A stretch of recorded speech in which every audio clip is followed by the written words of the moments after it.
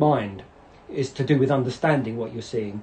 So the most simple representation of this subject would be when you squint at the subject. The simplification when you squint, the subtle values disappear, and what you tend to be left with as you squint down is simpler shapes of tone or value, and that's basically what the essence of the subject in terms of its value shapes. So that's what we need to try and represent in our painting initially. So that's like those initial relationships. So it's actually the relationship between what's in light and what's in shadow. That's the most simple representation. Putting aside ideas of the aspects of hue and chroma for the time being. The problem is with alla prima is that we need to tackle all the aspects, all the visual aspects at the same time, which is the particular challenge for alla prima. If you're working in a classical method, obviously you could approach that. You approach it in a more stepwise fashion. So you might do a monochrome underpainting. So you're working out the drawing and values, and then you basically would work out the colour aspects and the chroma aspects at a later time. So that gives you a more of a step-by-step approach, and is less of a challenge in that sense. But obviously you have to wait for each layer to dry, and it's a bit of a different approach. So, but with alla prima, obviously you can achieve something within if you're working plein air as well. You've got a few hours before the light changes, so you've got to work fairly rapidly to capture what the scene represents.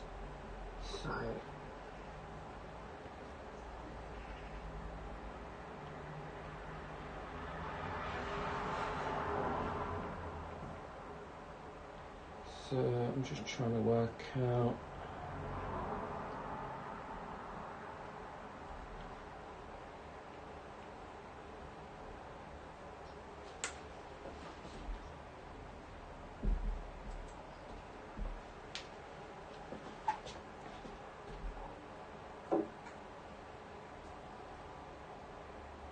I don't know how much of this I'm going to get done, but we'll see how we go.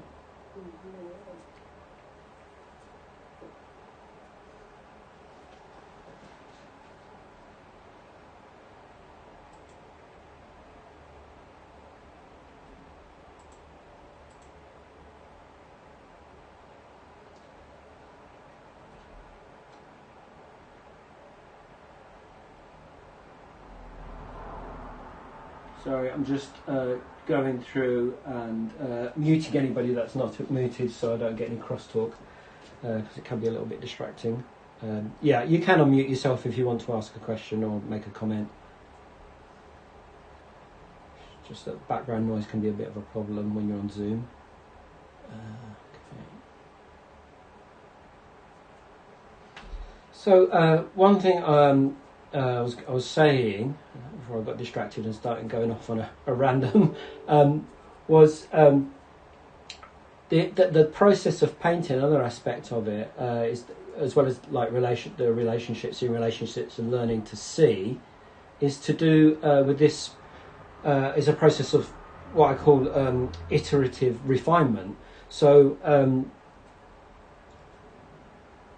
what do I mean by that? So at the moment you can see I'm basically doing some kind of drawing, but I mean it's not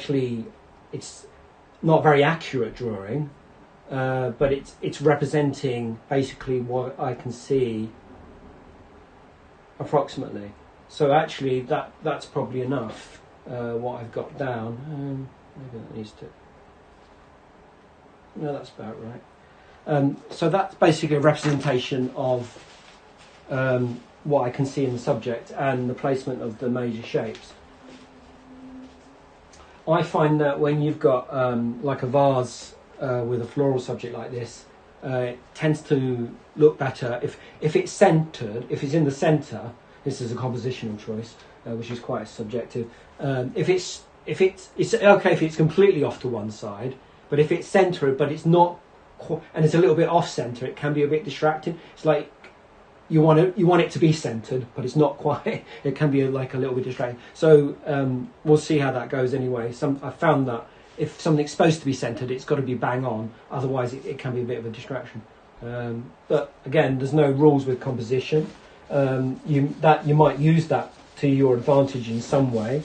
That sort of instability due to like relationships of elements. So again, I mean, the whole thing about drawing is relationships of parts, angles. So any drawing itself, lines don't really exist in nature as such. They're implied. So it's when one shape meets another. We draw lines, and that's a representation of. It's not a reality; it's a representation of what we see, and when we see either two colour shapes meet, or two objects, one object is against the background, or etc. Really, I don't. That's as far as I take drawing. It's really drawing's about shapes for me, rather than as a drawing in the traditional sense with with graphite or charcoal. So that's that. So now I'm squinting now, and now I need to place the major value shapes. So one thing I do is to identify the darkest dark and the lightest light. You've probably heard this before.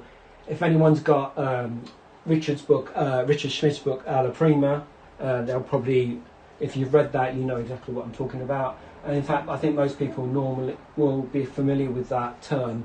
So what we mean when we say the lightest light is literally the lightest value that we can see in the subject and the darkest value.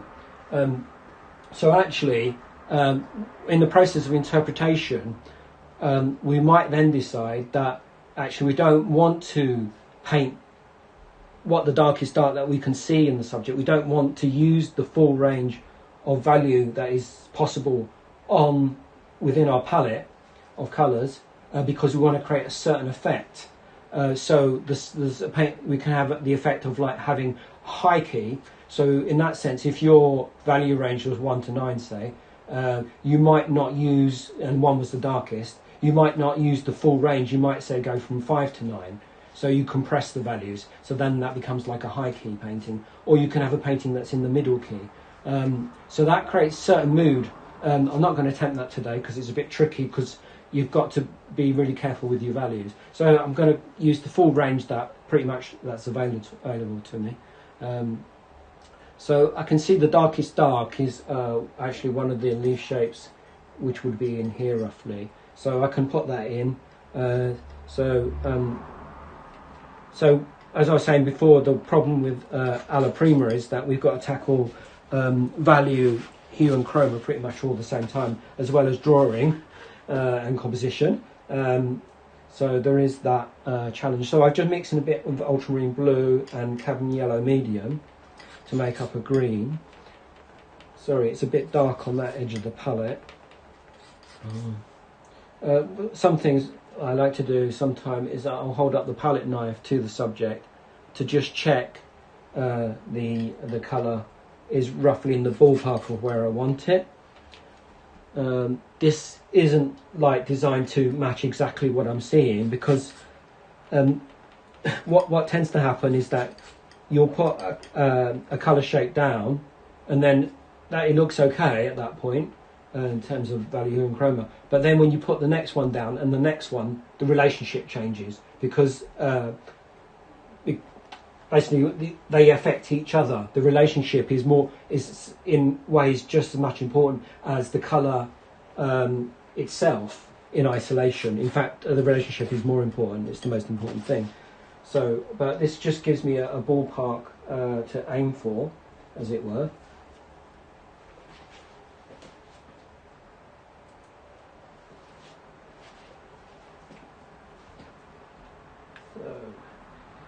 I like to use long flats. So these, I don't want to mention the brand, they get enough advertising as it is. Basically Rosemary and Co. Ivories, extra long flats, I like them. So yeah, they're good brushes, but I mean any long flat will probably do.